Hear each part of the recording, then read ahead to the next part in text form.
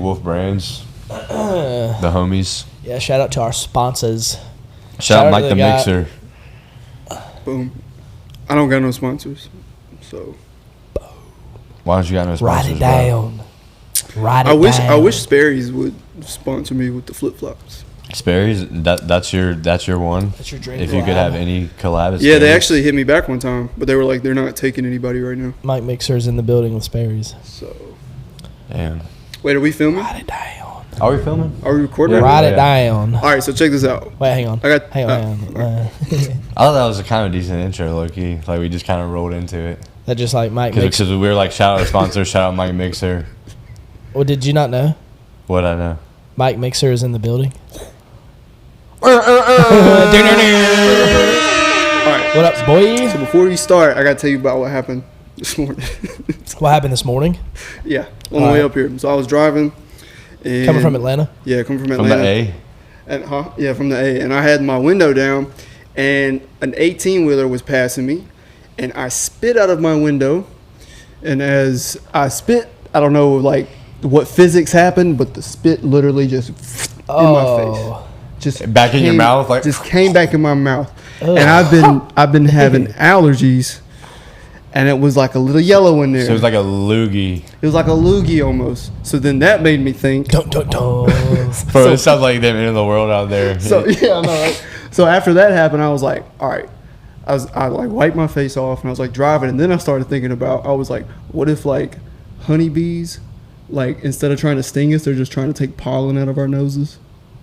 Wait, where'd that come from? How did you get to honeybees taking pollen out of your nose from a spit coming back in your window to your mouth? I just thought about how gross it was, and then I was like, wait, you know when bees be flying around your face, and you'd be like, get out of here. Yeah. And you'd be like swatting them and shit. Yeah. What if they're just like trying to get in your nose and grab all the pollen? Like trying to help you out? Yeah, they're trying to help you out. Yeah. But instead they sting your face. I don't know, dude. That could be true. But instead you freak out. You might be the only person that has ever thought of that. I think I am the only person that's ever thought. I thought and about had that that train of thought. Yeah, that happened. That was a thought this morning. That took about 30 minutes of my life thinking about that. So if you don't know anything about MikeMixer from this episode, like you don't learn anything about him, just know that he thinks about things like maybe bees are trying to help you out instead of sting you. Do you think bees know that they die when they sting you? They got to be like folks have got to be telling the other bees. Like in the bee movie, if you sting someone, they know they are gonna die. But I wonder if actual bees think that they're just imagine punching someone, but then you die. Like you did. Yeah, you had to have seen it before. That's fine. So let's get back to MikeMixer. Sorry, MikeMixer, like we said, is in the building, and so Mike is a music producer. Currently lives in Atlanta. And where are you from? I'm from Latta, South Carolina. So it's it's like 1,200 people. Super small. Shout out South Kakalaki. Yeah, shout out South Carolina. But go Tigers, go Clemson. Yeah, hell yeah. Where is how do you say it? It's Latta, L-A-T-T-A. I'm from South Carolina, and I've never heard of Latta until Where today. is Latta close to? What is Latta close to? So I usually tell people Florence, but it's near Dillon. So if you're on 95 and you pass Pedro, the Hat, that's Dillon County. That's like where I'm from. Cool. What was life like growing up there? It was like super country. Just the Ainer squat that they just made illegal. The Ainer squat. You know the truck squat. You know what I'm talking about? I know what you're talking about. Yeah. Did you hear what he just said? Yeah, the Ainer squat. Yeah, the Ainer squat. That's the like next on the truck, like how it, yeah. They just made that illegal. They just made that illegal, and that started in like hometowns, like where the Tahoes are always squatted. Honestly, listen, country singers, make a song about that because that's a banger. That would be a great song. About what? About the Ainer squat. Rip the Ainer squat. About squatting. Your trucks was squatting because back when I was in high school, every truck was squatting. If you didn't have a squatting truck. Did MikeMixer have a squatted truck? I drove a Kia. If you're in squatting. Did you have a squatted Kia? No, but I went through the muds 4-wheel drive though. You can ask all my buddies. I swear to God, we used to go down. I went through every mud hole they went through in the Kia Sorrento. Damn. 4-door. Is there footage of that? Yeah. Yeah. We should. Yeah, we need some of that. Yeah. Dude, I got it. All right. Word. So I'm guessing I was going to ask you what y'all did for fun growing up in Latta, but I did a lot of frog gigging. Wait, what'd you say? We did a lot of frog gigging. That's a South Carolina activity. Yeah. Frog gigging. A lot of mud bogging, which people from up north call it mudding. It's not mudding. Oh, I call it it's mudding. mud bogging. Mud bogging. Nice. You go to a Boys mud from the bog. city. A lot of campfires. A lot of high school baseball games and football games, stuff like that. We used to sit in front of like AutoZone. Any music extracurriculars? And just chill? No, I didn't do no music. I didn't do music until I got to college. I thought being in the band was kind of weird. So yeah. I always thought it was like not cool to be. Yeah, it wasn't. Right. Because think about it, when you're from a small town, like if you do anything different, like you're like a weirdo. So like but I was able to fit in like everybody's crowd. So I never you have just to did worry a bunch about of country boy stuff and just hung out with the boys. Did you play any sports in high school? I did cross country. Well, I tried football, but I broke my wrist. Literally, like I got sandwiched the first time I played. But I was like the size of this thing. Like I wasn't big at all. I wasn't big enough to play football. What the fuck, McElwain? And then yeah, what are you doing over there? And then I played. So you played football, broke your wrist. I played basketball too until everybody got tall. Yeah, I stayed short. And then I feel you on that one. And then I played golf. And that was my calling. Yeah. In high school, we did. I was MVP. I think 3 out of the 4 years, and then went to state twice. Hell yeah! So that was fun. Have you had a hole in one? Nope. What's your best score? 2 under. 2 under. 2 under. So what's that? 72. 70. Yeah, me and Mike played maybe a month or two ago. He can hit it. I want you and Eamon to play. Eamon Owen, if you're watching this is your next Eamon's comment. disgusting. Come on, yeah, I'm aiming for you. Oh, you hear that, Eamon? He's right aiming here. for I'm you. aiming for you. I'm gonna beat you, bad too. Bogey free. He's aiming, but he's aiming. Yeah, I'm aiming. So how did life go from living in a very small town and playing golf and just the average small town stuff to producing for people? Any rapper you can kind of name? Well, okay, so for me, when I was different from everybody, I was always different. I've always been different. I went to Europe when I was in middle school. For what reason? Just for a school trip. They had like the EF tours. I don't know if that's still a thing, but we went to France, we went to Italy, we went to Monaco. So I was, from an early age, I was exposed to different things. And then, so I kind of, from the get-go, was like, all right, there's more to life than this small town. Because small town mentality, I think, is a big thing. I think a lot of people get stuck in that, I got to work, I got to go to college, I got to do this, and blah, blah, blah, blah, blah.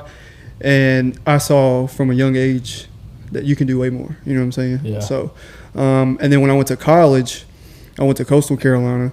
Shout out CCU. And I started doing music there. And then, but everybody at CCU was from up north. There's no southern people there for real. It was all Vermont, New York, New Jersey, Maryland, stuff like that. So I was able to meet other people like that. Matter of fact, when I went home after the first 3 months being in college, I went back home. I could not understand some of my friends. They were just like talking. I was like, what the hell did you just say? What do you mean you couldn't understand them? Like they were just like, hey, bro, I gotta go talk about it. I'm just like, yo, what? Did you what? So I was able to kind of separate myself. Like I'm country, but I ain't. Yeah. You know, I'm not like, I dated a girl from Vermont and she used to say, oh, you're so country. I was like, baby girl, let me take you home because I ain't country at all. Let me show you my friends. So I got friends who are real deal in the field. They every day hunting and, you know, that's not me. I like to fish, but, you know, I don't do all that other stuff for real. But I did do it growing up. But yeah, but from college is when I started doing music. And then I went from fishing on a boat to then moving to Atlanta. And like I used to take fishing for a living? Yeah, fishing for a living. And then I'm doing that and then going to Atlanta with, you know, totally different culture, totally different dressing, totally everything's different. So before you even went to Atlanta, you're a producer. Mm-hmm. What got you into that? Like, when was the first time you started? Big breakthrough that really. When was the first time you started like messing around with just making a beat? So in college, it was freshman year, the second semester, there was a group of guys on the hallway that would just rap. They like to rap. And then me and my roommate, we would be walking to class, and I would spit and rap about people I would see. I'd pick on them. So, and I'm not rapping for anybody. I don't do that. but I would do that. And so we all got together on the hallway because there was a kid on the hall that made beats and engineered and stuff. And he said he would record us. I was like, all right. So his name was Tyrekus. And so he recorded us. We did a song. And then I waited for everybody to leave. And I was like, so you said you make your own music? And he was like, yeah, you want me to show it to you? So he showed me some of his music. I was like, how did you do that? He's like, I got this program. I make my own beats. I was like, whoa. I was like, you make your own beats? He's like, yeah. And I was like, show me. So then he showed me. He was like, this program. And then I was like, listen, bro, I'll be here tomorrow with my computer. Can you put it on there? And he was like, yeah, I got you. And I was like, all right, cool. So that's kind of how I got to start, was that's like cool. The freshman year. And then when I got it, I tried it. And I remember I told him before I left his room, the day he gave me the program, I told him, I said, dude, if I ever figured this out, I'm going to do something with this. Swear to God on everything. That's sick. You know what I'm saying? You notice how the lightning just calmed down and the cicadas just shut up. I'm telling the truth. Yeah. So it's like, so when that happened, you know, I tried it for a little bit, and it got to the point where I didn't really want to do it because I wouldn't understand it. I'm not good at starting stuff. You know, when you get older, it's hard to start something new, especially when you're not good at it. Yeah, especially like you just lose patience. And then I started realizing, like, oh man, I got to do other things. Like I'm in college, I got to study, I got to do my homework. I'm over here making beats and whatnot. But then the summertime hit, and during that period of time in hip hop, that was when DJ Mustard was really popular. It's when he was running the radio. Done Deal was running the radio. Like a lot of these producers that I now know today were running the radio, but the beats were so simple. Mm-hmm. And I was like, man, I can make this. Come on, like this is a burnt. Like that was just so simple. And I was like, I'm gonna make this. I'm gonna take my computer out and I'm gonna recreate this beat. And that's what I did. I started recreating like a lot of DJ Mustard beats. And I was like, all right, I literally got it sounding like they got it. So I gotta, there's like, all I gotta do is just keep working at it. So in college, from sophomore year to senior year, I would, instead of going to parties and stuff like that, I'd get home from class and I'd just go in my room, lock the door, and just work on music. And back then there was no YouTube, there was no collab, and there was none of that. There was no loops. You had to learn it all yourself. It took me a year and a half to figure out that you could do other things in FL Studio. Like you could change the tempo. I was on 130 BPM for about a year. I didn't know you could change the tempo. I didn't know that was a thing. I just thought everything was at once. Then I was like, oh shoot, you can change the tempo? I was like, That's you hilarious. Can get plugins? I was like, oh, you can blah blah blah blah, you know. And then I started then fast forward to like my senior year, I met this artist named Lil Doug, which you know Lil Doug. So when I met Doug, he lived in the apartments right next to us. I didn't know that. And I would go over to his crib every day. We would just work and we would make stuff. And then eventually that led to us going to Atlanta and working with Schoolie. And then that eventually led to us going to Atlanta and working with 21 Savage before he was anybody. Like we paid 21 Savage $4,000 for a feature. I was there when he did No Heart. Damn. The song that he did sick. With Metro, I was there when he did it. Meezy told us that day, he was like, hey bro, after you guys, 21's about to be the biggest artist. He was like, after this feature, no more features. And he was very spot on. 21 became the biggest artist that year. And this was 2016. This is going into 2017. So 2017, that's when 21 blew up too, which is crazy. Yeah. That's when all that stuff came out. And then shortly, a year after I graduated college, through a friend that I know, she told me, she was like, she's like, are you still doing music? And I was like, yeah. And she was like, you know, what are you doing in South Carolina? Like, all you're doing is, you know, going out every night and drinking and fishing. And like, you're not making no money for real. You're making the same thing. She's like, just go to Atlanta and just try it. So November 4th in 2017, I moved to Atlanta. I packed my Jeep up and just left. And nobody knew I made music, including my parents. Nobody. Kind of like how bro was talking about earlier. Like, nobody knew I made music. Yeah. You know, everybody was like, I was just telling everybody, I'm going to Atlanta. I just want to try something different. And then, but the day I decided to move, my first placement came out. Oh wow. without me knowing. It was Plies and Kodak. And that was your big breakthrough. That was no, I wasn't a break. That was a. That was just like, oh shit, this can happen. That was This a is moment like where a wake up call. That was where I ended up. I told everybody because I'm like I was really big on, like I told you, from a small town. When you do anything different, you get picked on. People look at you weird. The old folks will talk about you. But it solidified like your question. that you're So legit. in my head, I was like, okay, Kodak Black is one of the biggest artists in the world. Plies is one of the biggest artists in the world. I got nothing to hide. I tell everybody. Exactly. That's cool to me. And then and then all the people I thought that was gonna pick on me about it, they were like, dude, that's the coolest thing I've ever heard. Yeah. So like, it just comes from being in that mentality where you're so nervous. Even my parents, like they was like, that's cool, man. Like, what do you, like if as long as you pay your bills, that's what my dad used to tell me. As long as you pay your bills, son, I don't care what you do.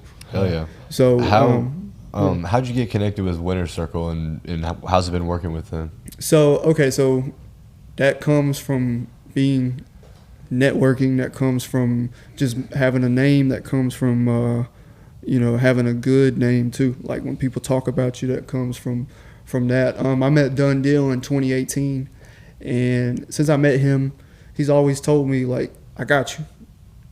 I'm gonna make sure you get straight. And throughout those years, through those 6 years, I've hit him like, hey man, I got a situation with Sony. Like, what do you think I should do? He's like, just hold off. Then another one come, hey man, Republic. Like these are big labels, coming at me trying to get me. He's like, just hold off, just wait.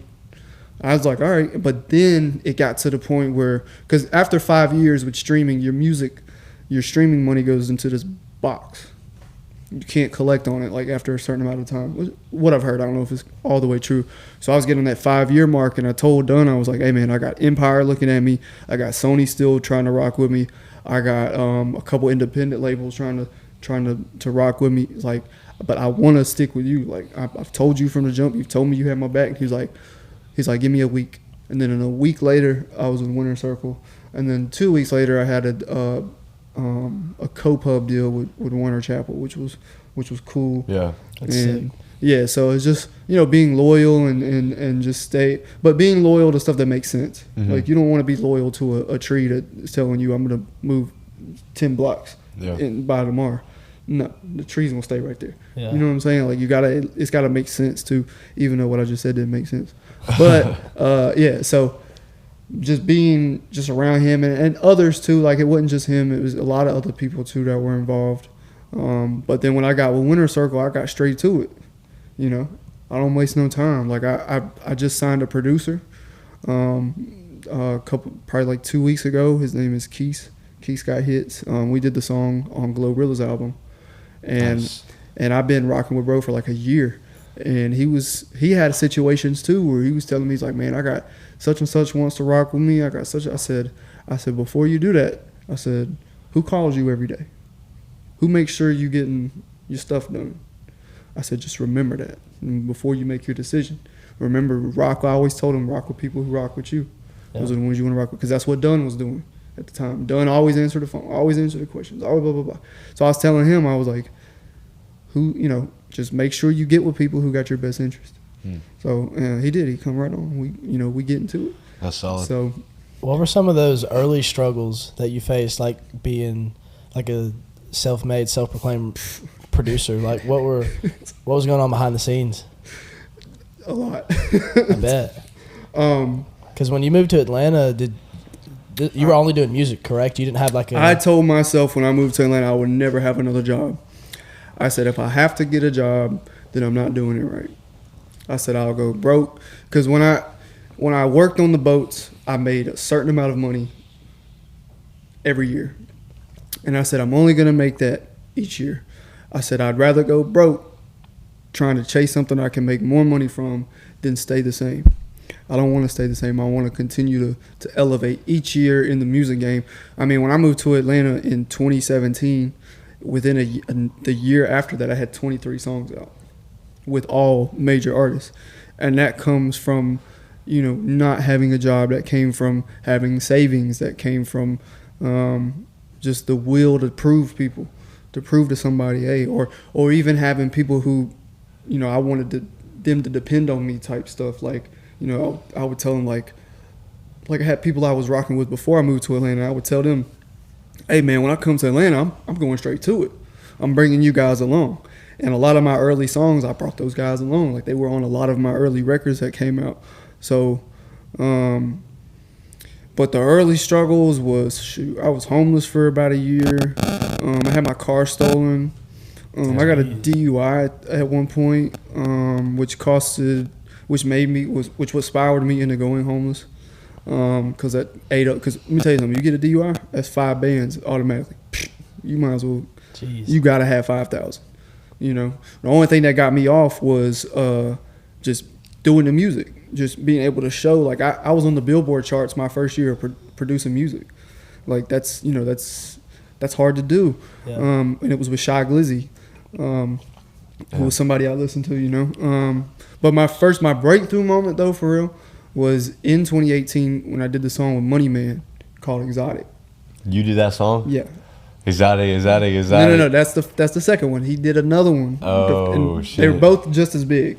Yeah. But this was on 6 hours That's too. crazy, bro. That was the song for me because now I was able to walk into a room and be like, I just did this song with such and such. And I'm gonna be like, oh shit, okay. Yeah. Was it the Fully Loaded Shy Glizzy project? Yep. Oh, what was the song? Mafia? Yep. Didn't have Banger, a tag on bro. it. Yeah. I was bumping that, yeah. So yeah, my early placements I was on Young Scooter's album. I was on Which Scooter album? the red one. The red one? Mm-hmm. What song? I did Fake Love. Okay. That was the outro. I was on his. I did early work with Luh Kel. I did early work with Gunna. I did early work with Jacquees. I did early work with Paper Love, like some local Atlanta guys, Day Day. Yeah. Nice. Those were. I was in all these rooms, and the way I got in was, I didn't ask how to get in. I just did it. You don't ask. That's the thing. Sometimes you don't need to ask people what to do. You need to just go do it. You know what I'm saying? Like people all the time, producers come out, hey man, how I get in the studio? How blah blah blah blah blah. How the hell you get groceries every day? You go to the damn grocery store. Go to the damn studio. Like what are you talking about? So it's you like just show up unannounced. I just showed up unannounced, and I would look harmless. I showed up just like this. Really? Literally. I would walk in, and now Jacquees, shout out to him because he booked all these studios every day, and he would call me, "Hey, White Mike." He called me White Mike. That's where that name came from. So he said, he said, "White Mike, we at 11th Street today. Pull up, bring the flops." And then he'd say, White Mike, we at Patchwork today, or we at 11th Street, or we at Street Execs, or we're at Tree Sound. Yeah, we're at Tree Sound, we're at ABS, we're at all these different studios everywhere in Atlanta. Yeah, so and then instead of staying in the room while everybody's recording, I'm outside the room walking around. I'm getting to know the people at the front desk. I'm getting to know everybody, the manager, anybody who's there. I'm asking, hey, I'm such and such. Like, I would walk in the rooms. I would act like an intern. I'd walk in there and be like, hey, you guys good? You need anything? And then they would be like, they would kind of look at me, and if they said no, I would be like, all right, bet. And I would just sit in the corner. And then I'd wait for them to say, damn, I need some beats. I make beats. What? Word? All right, let me hear something. That's so smart, dude. That's so smart. And I would, and I would make sure everybody was good. I was always trying to like, hey man, if you guys need anything, just let me know, because I'm just, I'm here, so I can just do whatever while y'all recording. I was always trying to offer something, always trying to provide something, because we provide services at the end of the day. Yeah. You know this and you know this. Yeah. He knows this. Like, you have to provide services. So I would just make up things to provide. Like, I would like there's an artist by the name of what's his name? He signed to Jay-Z. Benny the Butcher. I know Benny the Butcher. Benny the Butcher. All right. He's hard. Benny the Butcher one time was at the studio, and I was like, I need to play beats for Benny. Like, I know the engineer, but he's not playing my beats. And I was like, I need to just get in there. So they came out the room, and Benny was like, hey, is there any interns here? And I was like, nah. He's like, man, damn, we really need to go get this pizza. I was like, well, I'll go get the pizza. But you gotta let me play beats. He was like, I got you. I was like, all right. So he gave me $100. Pizza was like $30. Came back, tried to give him his change. He was like, keep the change, play the beats. Played the beats. He picked every freaking beat I played. Hey. Every single one of them. He rapped on every single one of them. So it's like, providing that little service. You know what I'm saying? These are things that people wouldn't think about doing. Yeah. You know, because they might have an ego, or they might think it's like stupid, or they may think it's like oh, I can't do that. He's gonna look at me like I'm nothing. Yeah. Like, no, man, be nice. Yeah. Being nice will always win. Yeah. You know. So. Have you heard of that book, Rich Dad Poor Dad? No. It's a pretty known book for like self-help and finance stuff, but at one point that it makes is like, if you need like stuff, give more and just see how much comes back. Yeah. And I just learned this. Do for others and don't expect nothing back. Because I've always done things and I want to see it paid back, or I want at least a thank you, or I want something, you know. I've had to learn over the years, just do it. And, you know, if people don't say thanks or if whatever, you know what I'm saying, just don't even trip about it. Like, as long as they do what they're supposed to do with the blessing you gave them, that's all that matters. Yeah. You know what I mean? So just keep blessing people, because eventually that stuff does come back. And it'll come back in ways you don't ever think. You know what I'm saying? Like, seriously, it'll, especially in the music business. Like, just keep being good. You know, never be bad. Just be good to everybody. There's always shystiness. Like, that's just business too. Like, hold strong on your values. Make sure you stick with what the hell you stick with. Like, don't switch on people. Like, you know, if you tell somebody you're gonna be there at a certain time, fucking be there at a certain time. Like, if you're trying to work, like, these are still, even though it seems like people don't be serious about it, and it seems like everybody's partying and having a good time, like, it's still a business. You know what I'm saying? And people's time is something that you need to value. And, like, you know, like, you told me the interview was at 3. I was here at 1:30. You know what I'm saying? We ain't starting until like 5. But you know what I'm saying? Yeah. I could have, but no, I'm just saying. Yeah, I get it. But no, it's not exposed. I'm not trying to say anything bad about the timing, but I could have gotten here at 5. You know what I'm saying? Like, some people will just choose when they want to be on time, because they think they think these people are going to wait on me. They will today, but they won't tomorrow. I promise you. Once you do something bad, anything, like, it will get talked about. So, like, for sure. But early struggles. Let's go back to that. Let's see. We talked about. I said I was homeless. So where were you actually? Where were you staying at? I was staying when I first moved. I lived in Bankhead, which is where my car got stolen. Okay. And then whenever you were homeless, were you just like sleeping at buddies' places? Were you in the studio? Were you like outside? So I lived at a studio in the attic, like in the ceiling, for about 6.5 months. Holy shit! Holy shit! Yeah, no showers. Didn't eat. I weighed. I could show you a picture. There's a picture of me that's on my phone. I look like a. Just the owners just let you crash there? Yeah. On a couch? In the ceiling. I would have to take a ladder and climb up the wall, and then sometimes in the mornings when I'd get up, because this time it was summertime, so it was hot every day. So about 9, 10 o'clock, you waking up. Don't matter what time you went to sleep. And sometimes the ladder would be gone. I'd have to, like, call somebody, like somebody that I trusted to. You're in the ceiling, like you had to move like one of those tiles. Or? No, like, it was like a cubby, like. Wow. On the wall there was a cubby, and then I'd put up like an air mattress in there. Wow. And it was damn, dude. Yeah, dude. It wasn't fun, but I just looked at it as a camping trip. You know what I'm saying? Just a big ass camping trip. Wild. So how does one go from like that to, you know, having your own place, getting out, like getting more placements? COVID happened. When COVID happened, the labels had to finalize business, so everybody was starting to get paid for a lot of things that people were waiting on. Well, at least for me, we started getting paid for more of the things that we were doing, because, you know, there was no excuses. What you mean? Everybody's inside. Give us our damn money. You know what I'm saying? Like, what do you? So once COVID happened, I was able to move back to Atlanta, because I left Atlanta because, all right, I was living, me and my boy Manny, who is now Key Glock's engineer. Me and Manny were living with this dude named Sawyer in the projects off of right before you get into Bankhead on the west side. And they were letting me stay for free. And the only thing I had was like one of those Walmart mattresses, and I had it in the room. And I was sleeping in the room that Sawyer was sleeping in, but I was on the mattress on the floor. He had a bed. It was awkward as hell. And like, it was like 3 dudes sharing, like me and him were sleeping in that. He had his section over here. I had like my little section. But right before I moved, his dog had went and just peed all over my bed and just used the bathroom. And then when that happened, I was like, you know what?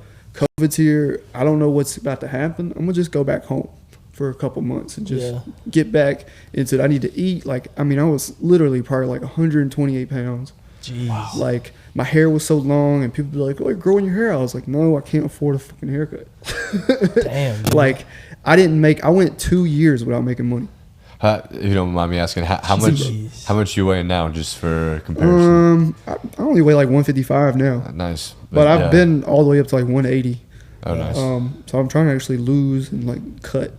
But oh yeah, it wasn't fun. And I told, like, I did work a little bit. I worked at a pizza place because I just had to do something to show for taxes. Yeah. So I worked there for like 4 months. And it was weird because when I was working there, I had songs playing on the radio. But I wasn't getting paid for it. So and when I went into the music business, I didn't know the business. I knew how to deal with people, and I knew how to like maneuver, but I didn't know how to like do my business. Yeah. And it took me till like 2 years ago to figure out, okay, Mike, all your friends that you started with are driving Benzes and live in mansions. You are not. So, and like, even though you haven't had some of the success that they've had, you're missing something. Yeah, you're missing something because you're in the same rooms as these people. Everybody knows who you are. Like, that's in them, that's in that circle. So get your shit together. You know what I'm saying? I was like, I got to get my business together. So, and then I was doing couch surfing. Like, after sleeping in the studios, I did some couch surfing. I slept in my car a couple times. I wish I'd have known, if you ever sleep in your car, if you go to your back seat and you flip it down and then you open your trunk, that's a bed basically. I didn't know that though. I was sleeping the old-fashioned way. Damn. Yeah, I was sleeping in the front. But if I could go back in time, I would have done it that way. Yeah. But I can't. But and then some other early struggles were, I had some deaths that happened. I lost a very good friend of mine early on in 2018, back to back. That happened, and then on top of that happening, then my car got stolen, and then when that happened, then I went home. You know what I'm saying? Just so much stuff. I got the DUI. Like, I had a DUI without a car.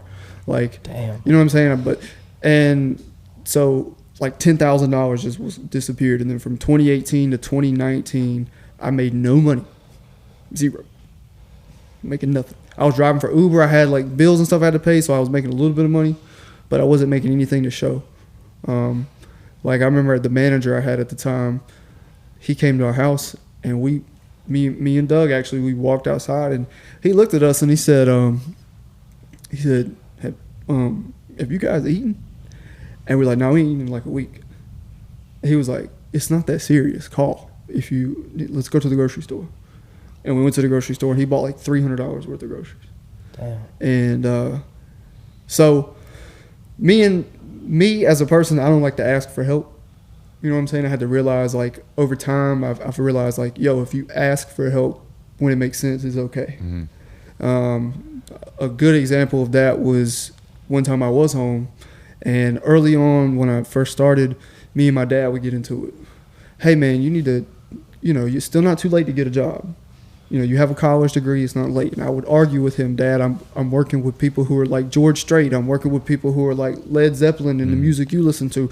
It's just not out yet. Like, have you heard of 2 Chainz? And he's like, yeah. I was like, I'm working with him. Like, you just got to give me a second. Right. Yeah. And I remember one time he gave me like $200, and we got into it that night. I threw the money back. I was like, man, F this, I'm out. Luckily, I filled my car up.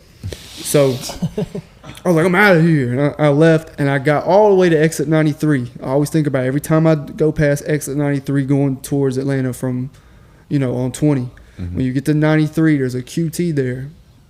And I have no money. I'm at the QT. It's like 4 o'clock at night, and I'm sitting there, and I'm digging through my car. I'm looking for change. I'm like, there's got to be some damn change in here. Like, what is going on? I drove a Nissan Sentra at the time.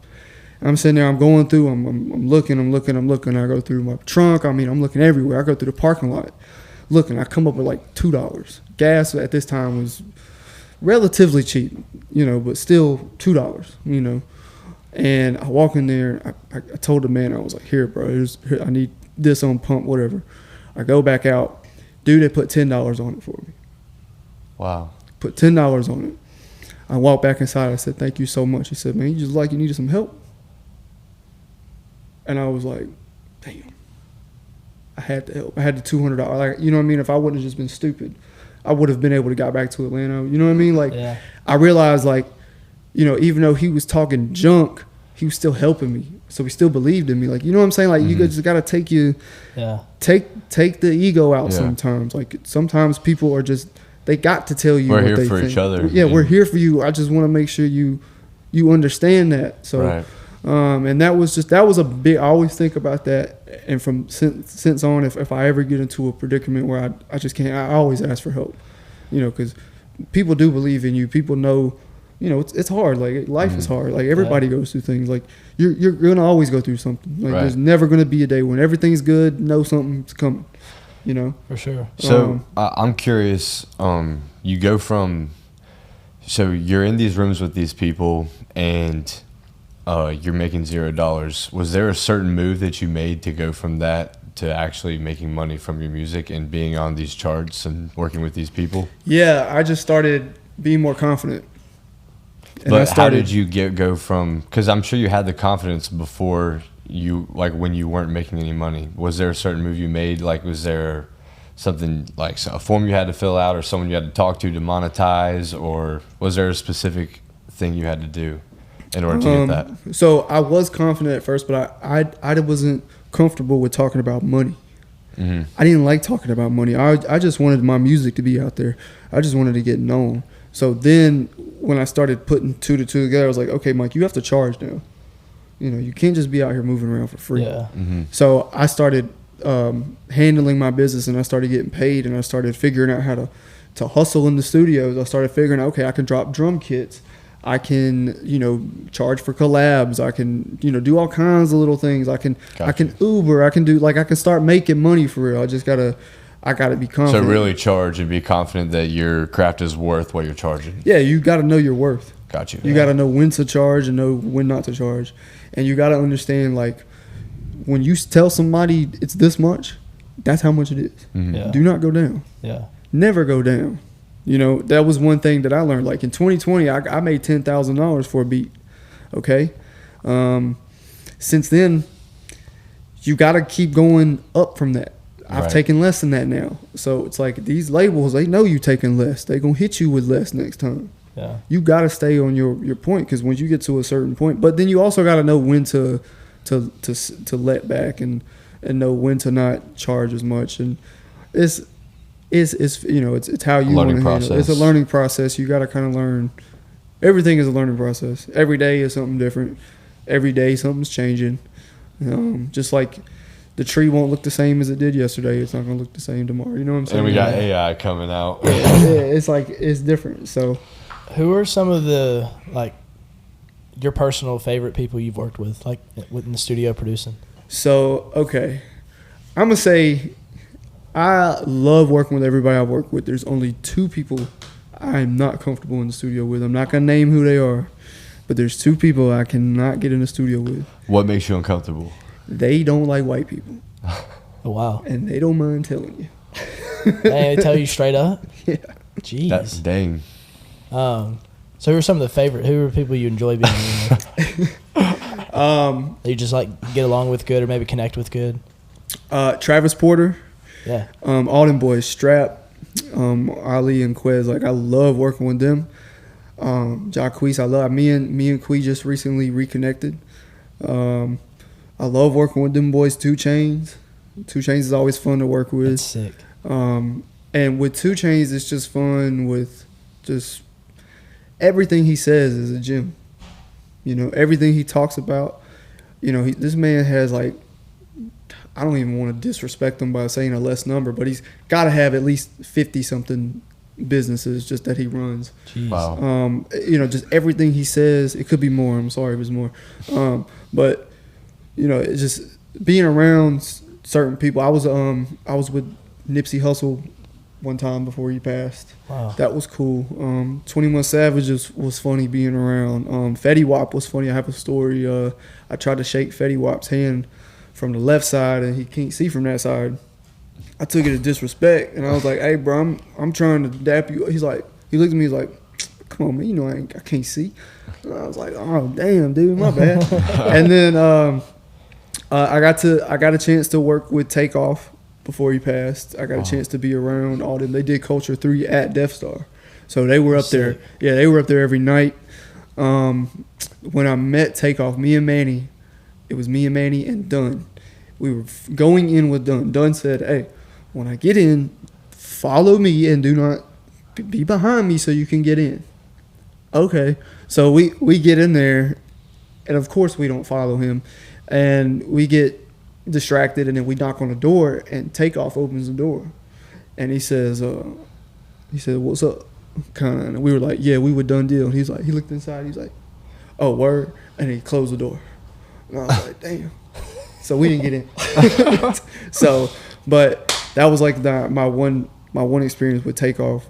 But he was one of the funniest ones. Trust me, he was a good soul. Like all of them boys are just funny. Like I just remember, like we'll be in there and like the room would be a complete mess because they just messed it up, you know, and they'd be complaining about how dirty it is.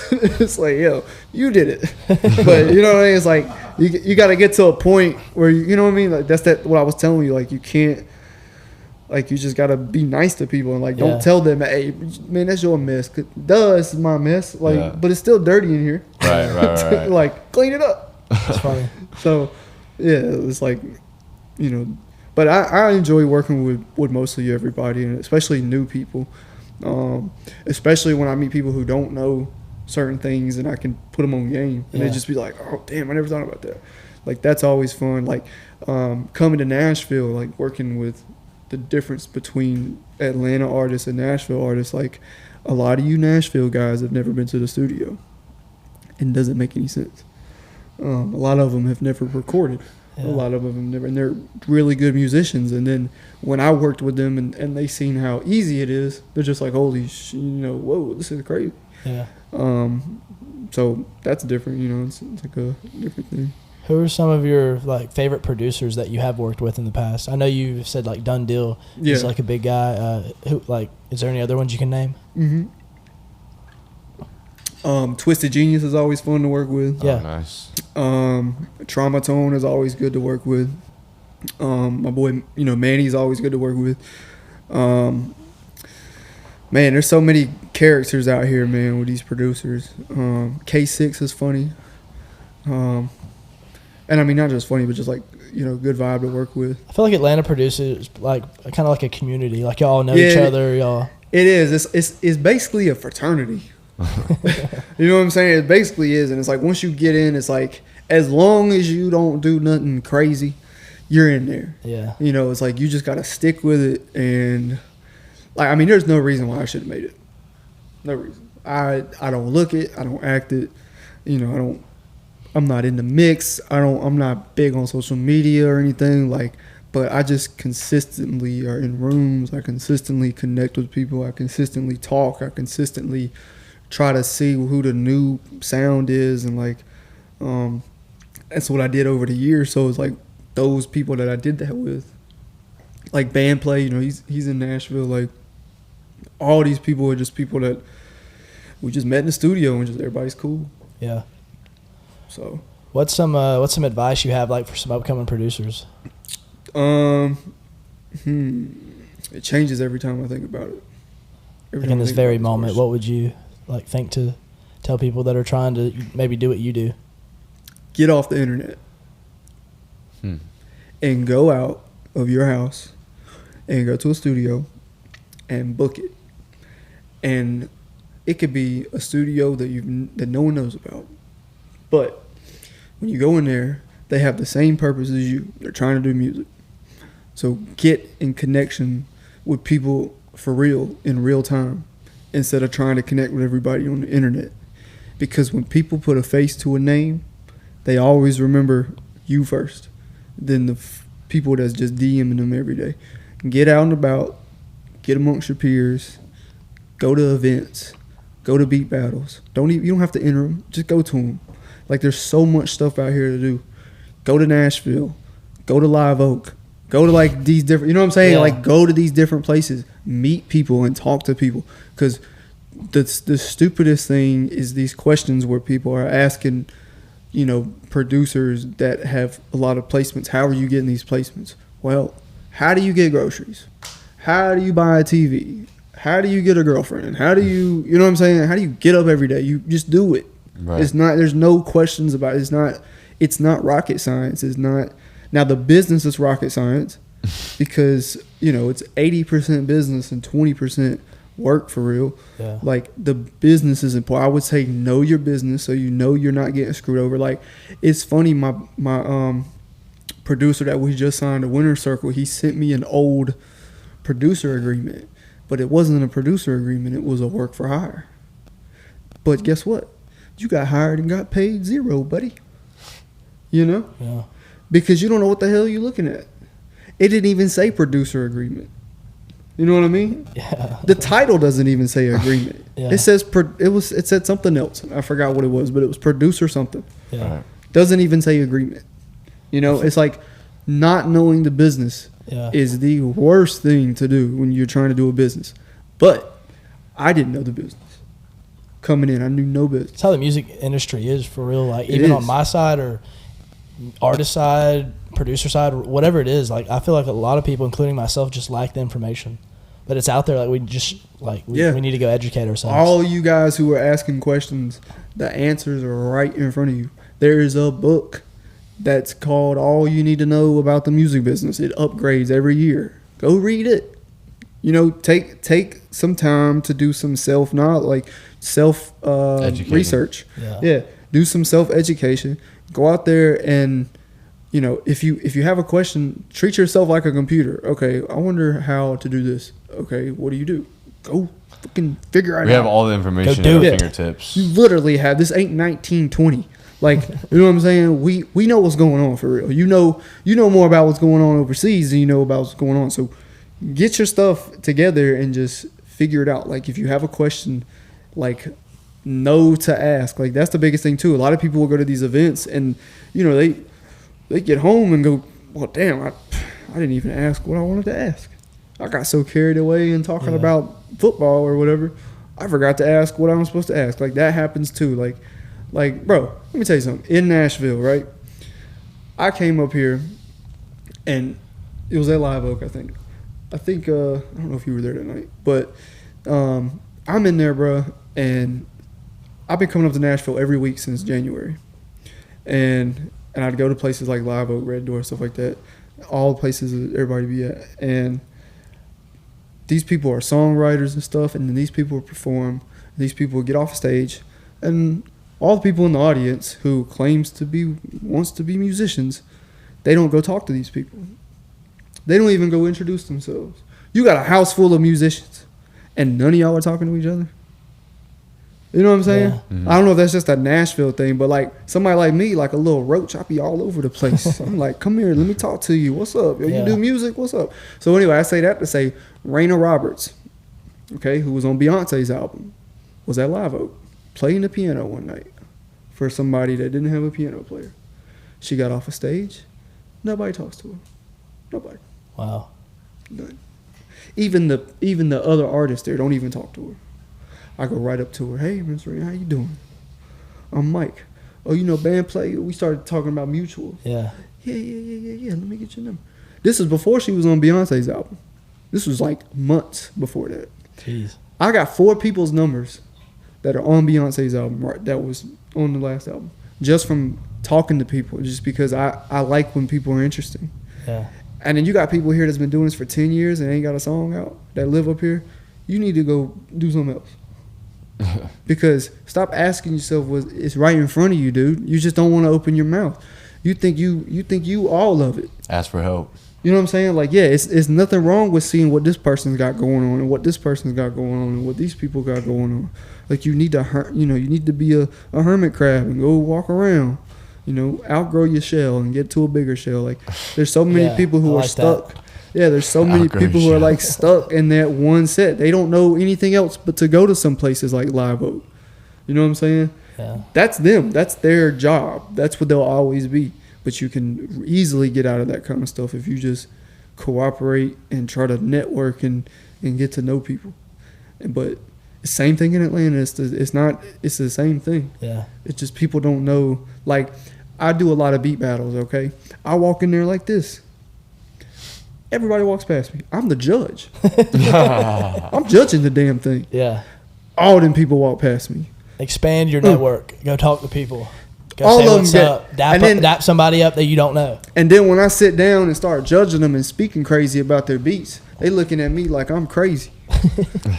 And it's like, you know, but you didn't even take the time. You talked to Dunn and you talked to everybody else that was around because they look the part. You know what I'm saying? Like, some people look it. Yeah. You walk right past me, which is cool. I don't mind it. Keep doing it. I love it. Because when I start talking to you, you know, we have a better connection and we can really talk. But it's like, people don't, like you said, they don't want to open their mouths just to have that conversation with somebody, or they think they might not want to talk with me, or maybe I'm not big enough, or maybe, like, you know, whatever. Dude, I met Waka Flocka one time, right? I had just did a song with him that him and Travis Porter did. I walked up to him. I said, "What's up, bro?" And he's tall. He's like 10 foot. And I said, "What's up, bro?" And he's like, "What's up?" And I was like, "Yeah, I just did the song you did with Travis Porter the other day in Vegas." And he was like, "What song?" I was like, "The Poppin' song." And he was like, "You did that beat?" I was like, "Yeah." He was like, "That shit's crazy." And I was like, "Appreciate it." And I just kept walking. Just kept walking. But I took the time to at least acknowledge. Yeah.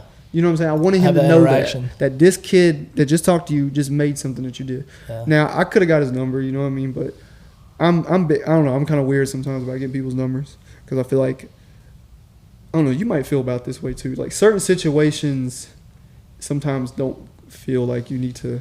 Yeah, I guess it depends on the interaction and who they are and what's going on. But yeah, sometimes, like, it's not the right moment. Like, if you first meet them, right? Maybe it's like a follow on social media, and then I don't know.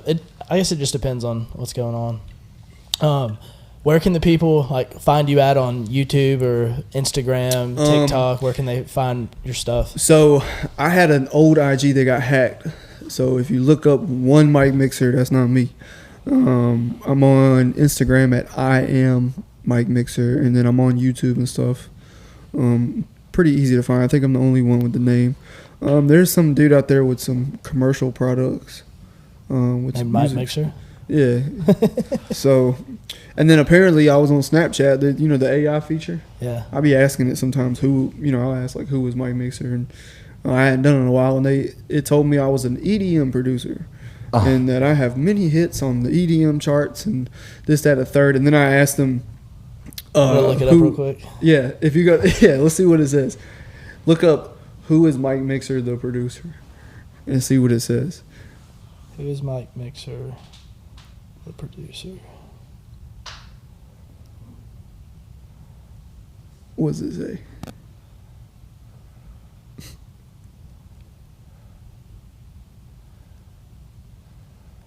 Dang, it says I cannot provide that information at this time. Oh, that's gay. Well, they're about to know who MikeMixer is. Let me see what it says on my phone. But it said, hold on, because you guys see this shit. But then when I looked up, so if you look up like who produced the song Glow, like one of my songs or whatever, it'll do it. I wonder if it has to come. Yeah, look at this. This is what I did earlier.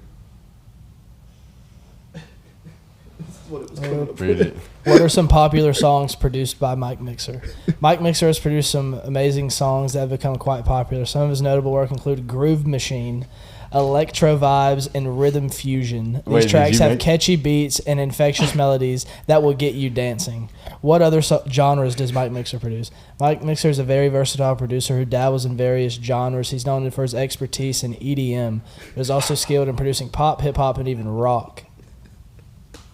MikeMixer, ladies and gentlemen. Fake news. MikeMixer, ladies and gentlemen. Snap AI don't know. Mike, we have appreciated you stopping by. Hey, man, I appreciate you. Decent y'all, exposure. Y'all, let's see. Maybe I can bring some of my friends up here and hop on the podcast. We'd love to have some more producers or on. If you come to Atlanta, we can always do it there. We can do that too. We should go play some golf. Decent exposure with MikeMixer is out.